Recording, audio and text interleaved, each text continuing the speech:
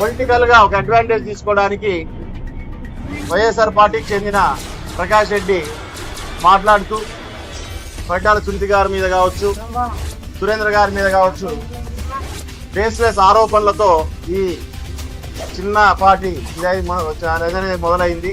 అందులో భాగంగా గత 2 రోజుల నుంచి మనం చూస్తున్నాం, సమాధానాలు అయితే మనకేం వినపడలేదు. సమాధానాలు వినపడకపోగా మరింత కించపరుస్తూ మనిషిని ఇంకా ఎదేవా చేస్తూ తను మాట్లాడిన మాటలు రాష్ట్రంలో మన జిల్లాలో ఉన్న ఎస్సీ సోదరులందరూ గుండెల్లో కూడా ఒక మంటను రగిల్చింది. ఇటు సమాధానం చెప్తాడా, క్షమాపణ చెప్తాడా తేల్చుకోవాలి, అది వినాలి అని చెప్పి ప్రతి ఒక్క ఊరు నుంచి ఈ జిల్లాలో పక్క జిల్లాల నుంచి చాలా మంది ఎస్సీ సోదరులందరూ కూడా ఈరోజు ఇంటికి రావడం జరిగింది. ఒక అహంభావంతో పొగరుతో మాట్లాడిన తన మాటలు ఏ రకంగా రేపొద్దున మనకు సమాధానమా క్షమాపణ ఏం చెప్తాడు, ఆయన పొగరు వనచంచాలి అనే దాని మీద అందరూ రావడం జరిగింది. గత పొద్దున చూస్తున్నాం, ఇప్పటికైనా సమాధానం అయినా చెప్పొచ్చు, క్షమాపణ అయినా చెప్పొచ్చు.